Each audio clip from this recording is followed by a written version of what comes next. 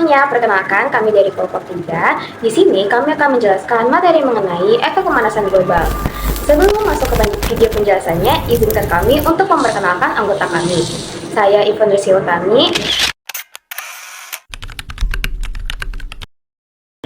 Saya Elisandira Nandana Vendra. Saya Natasha Rizky Dini.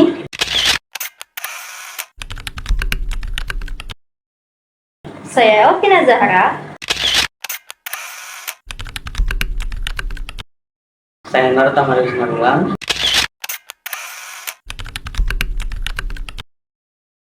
Saya Mariam Sukorayu. Dan kami dari kelas 10G. Berikut adalah penjelasan materi mengenai efek pemanasan global.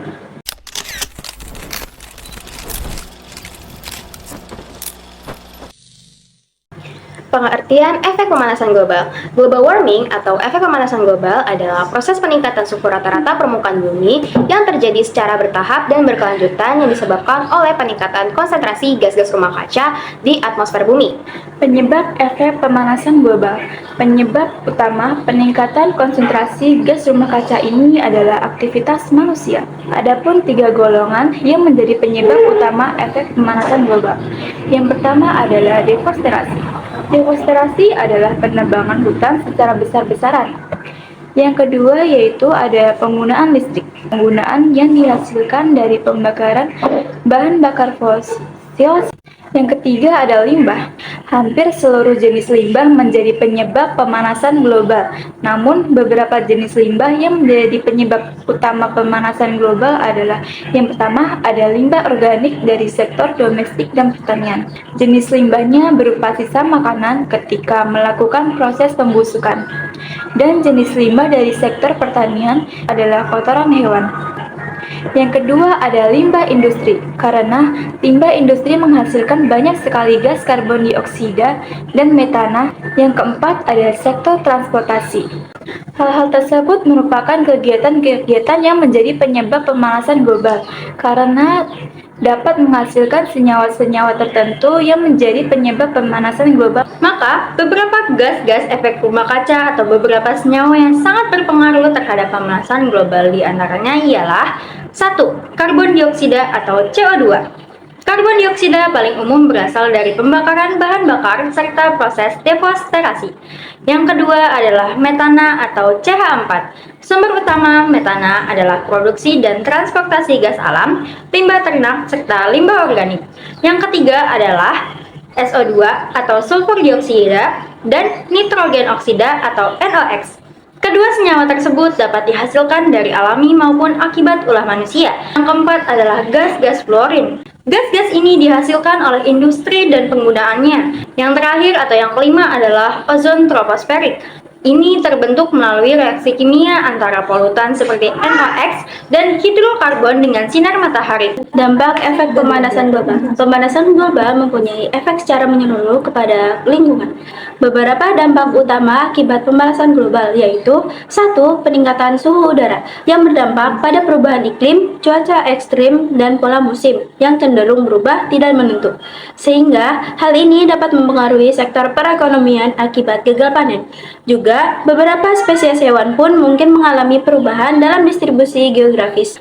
2. Pencemaran udara. 3. Peningkatan suhu dan permukaan air laut akibat melelehnya es di kutub-kutub bumi. Bahkan, hal ini dapat memicu banjir secara global, dapat mempengaruhi siklus air, pola hujan, dan kualitas air. Upaya mengurangi pemanasan global, mengurangi ketergantungan pada bahan bakar fosil dengan menggunakan energi terbaru, memilih transportasi yang ramah lingkungan seperti kendaraan listrik, energi terbarukan, mendaur ulang sampah, dan mempelajari cara mengolah sampah yang baik, menggunakan peralatan rumah tangga yang lebih efisien energi, melakukan penanaman pohon untuk menyerap karbon dioksida. Selain dalam skala kecil seperti ini, upaya mengurangi pemanasan global telah dilakukan secara internasional dan massal, yakni perjanjian internasional terkait efek pemanasan global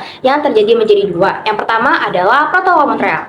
Protokol Montreal yang diselesaikan pada tahun 1987 adalah perjanjian global untuk melindungi lapisan ozon stratosfer dengan menghentikan produksi dan konsumsi bahan perusak ozon atau ODS secara bertahap.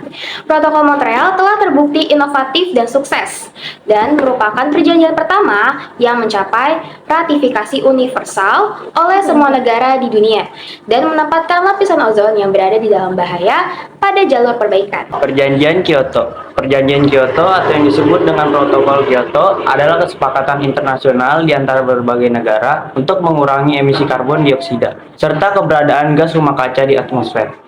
Kesepakatan ini diadopsi pada 1997 di Kyoto, Jepang, ketika gas rumah kaca mengancam iklim, keberadaan planet, serta kehidupan di bumi. Tujuan dari Protokol Kyoto adalah mengurangi emisi gas rumah kaca yang berkontribusi besar terhadap pemanasan global. Protokol ini menyerukan pengurangan emisi gas rumah kaca di 41 negara di dunia, ditambah Uni Eropa. Adapun pelaksanaan pengurangan emisi GRK atau gas rumah kaca dapat diterapkan melalui yang pertama, ada implementasi bersama, yang kedua, ada perdagangan emisi, yang ketiga, ada mekanisme pembangunan bersih. Semoga kita dapat lebih memahami pentingnya menjaga lingkungan untuk mengurangi dampak yang mungkin telah kita rasakan pada saat ini. Terima kasih telah menonton video penjelasan kami. Semoga isi video ini bermanfaat dan dapat menambah pemahaman Anda. Sekian dari kami, kurang lebihnya kami mohon maaf. Save the world for the future.